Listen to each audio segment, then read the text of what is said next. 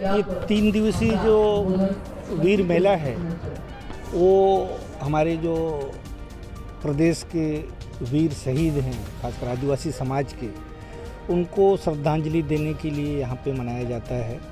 वीर नारायण सिंह जी जो कि हमारे प्रथम स्वतंत्रता संग्राम सेनानी थे छत्तीसगढ़ के, उसके बाद गेंद सिंह जी उससे पहले भी हुए थे 1824 में।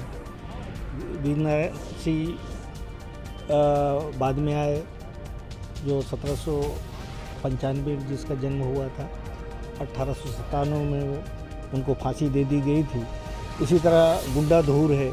इन सब शहीदों को श्रद्धांजलि देने के लिए दूसरी ये यहाँ पे देवी देवताओं का धाम है। ये राजा राव बाबा बहुत पहले से यहाँ विराजमान है। माता कंकालीन नज़दीक है, माँ अंगार मोती है। तो एक देव मेला का भी आयोजन इस अवसर पे होता है। इसी के साथ साथ आदिवासी लोग आज जैसे शाम को 9 तारीख को प्रतिवर्ष आदिवासी महापंचायत होता है, जिसमें आदिवासियों के समस्याओं के बारे में, उनके सामाजिक व्यवस्था के बारे में विस्तार से चर्चा होता है। तो एक सम्मिलित कार्यक्रम है जिसमें आदिवासी अपने समस्याओं के बारे में भी रूबरू होते हैं। इतने सारे लोग आते हैं, उनसे भेंट मुलाकात होता है। दूसरा, यहाँ की देवी देवताओं को, जैसा आदिवासी परंपराओं में हर चीज़ ये आदिवासी देवी देवताओं की पूजा अर्चना से शुरू करते हैं, तो इस बहाने एक भेंट मुलाकात भी हो जाता है। और बड़े दूर दूर से मनोरंजन के लिए लोग बाग आते हैं। यहाँ पे बाज़ार भी लगता है, मेला लगता है। तो एक पूरी छत्तीसगढ़ी कल्चर को और आदिवासी कल्चर का एक अनूठा संगम है। और इस वर्ष कोविड की वजह से कुछ फीका सा लगता है, क्योंकि हम लोगों ने भी कोशिश किया था कि कम से कम लोग आएँ, ताकि कोई इस तरह का बात ना आए कि भीड़ भाड़ से कोविड को बढ़ावा मिले। और हम लोग इस बात को ध्यान में रखते हुए बहुत कम संख्या में लोग।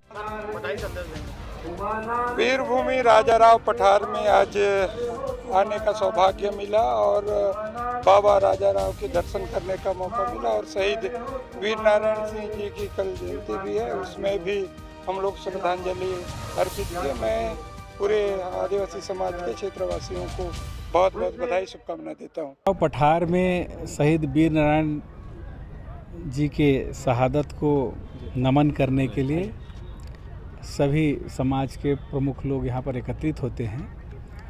और यहाँ पर स्वस्फूर्त लोग यहाँ पर आते हैं और शहीद वीर नारायण जी को अपना श्रद्धा सुमन अर्पित करते हैं, उनको नमन करते हैं। एक तरह से एक ये सैलाब बन गया है, पूरे समय आने का लोगों में चेतना आ गया है। और मैं कह सकता हूँ कि समाज इसी माध्यम से काफ़ी जागृत और एकजुट हुआ है। जय सेवा, जय जोहार, शहीद वीर नारायण की जय। हाँ, मैं खादी ग्रामोद्योग विकास संघ भटगांव धमतरी का सचिव बोल रहा हूँ। और ये हमारी संस्था की ओर से खादी ग्रामोद्योग आयोग कमीशन से प्रमाणित है हमारा संस्था, जिसका आज राजा राव पठार में वीर नारायण मेले के अंतर्गत यहाँ पे मेले का आयोजन किया गया है। मैं विगत 8 वर्षों से इस मेले में सहभागिता कर रहा हूँ। और गत वर्ष भी हमारे लगभग 3 दिनों में 1,35,000 का बिक्री हुआ था। और इस बार भी अच्छा रिस्पांस है। 8, 9, 10, 3 तारीख का 3 दिन के लिए आयोजन किया गया है, जिसमें कल हमारी बिक्री 22,000 की थी। और आज अभी तो कपड़े की बात करें तो सर, किस तरह के कपड़े यहाँ पे लोगों को मिल पा रहे हैं? यहाँ पे हमारे यहाँ संपूर्ण भारत के उत्पादित खादी ग्रामोद्योग आयोग से प्रमाणित संस्थाओं से जो रहती है, पूरे भारत का मैं कलेक्शन लाया हूँ। और ये धमतरी वासी और बालोद वासियों के लिए जो कि काफ़ी माने उपयोगी है। और ये लोग फिर यहाँ से हमारे दुकान पर भी जो धमतरी में हमारा PHE ऑफिस के सामने धमतरी रुद्री रोड में है, वहाँ पर यहाँ के ग्राहक आते हैं और अच्छा परिचय भी बनता है, अच्छे ग्राहक भी बनते हैं, जो कि हमारे मार्केटिंग के लिए काफ़ी सहयोग प्रदान करते हैं। राजा राव पठार के मेले का दूसरा दिन है और आज का जो कार्यक्रम बहुत अच्छा हुआ।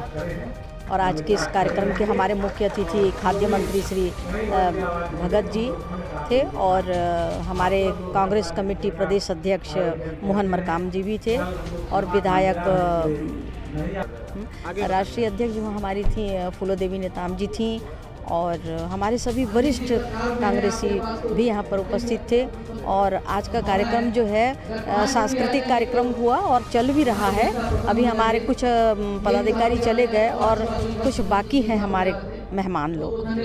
और इस तरह से कल हमारे मेले का आखिरी दिन होगा। अब कल कौन कौन आता है वो उसी समय पता चलेगा, लेकिन सभी हमारे गणमान्य लोग पहुँचे थे आज के कार्यक्रम में और बहुत सफल रहा। राजा राव बाबा के आशीर्वाद से आज का कार्यक्रम बहुत ही सफल रहा। धन्यवाद। वीर मेला का दूसरा दिन है और आज हम लोगों ने आदिवासी हाट और सांस्कृतिक कार्यक्रम का आयोजित किए हैं।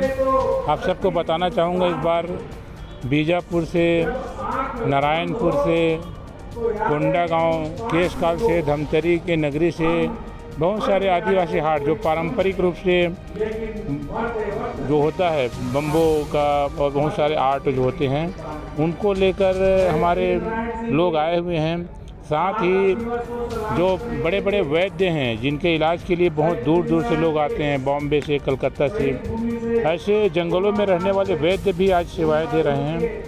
उसके साथ ही आज के कार्यक्रम में हम बहुत सारे अतिथियों को आमंत्रित किए थे। सभी अतिथिगण आज के कार्यक्रम में उपस्थित हुए और